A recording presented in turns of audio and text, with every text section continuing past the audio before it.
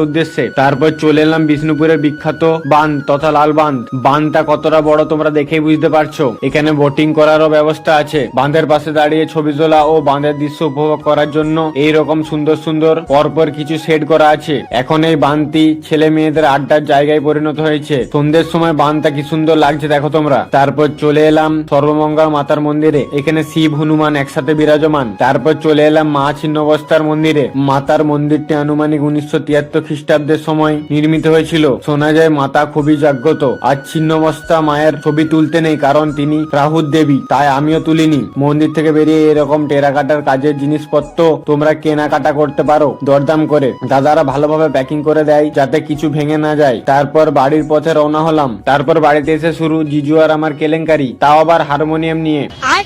জিজুর মুখে কিছু শুনে নাও।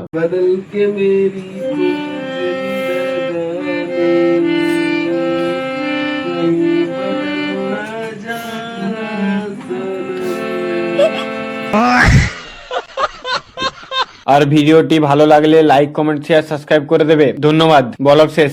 खत्म। Bye bye, tata, good bye.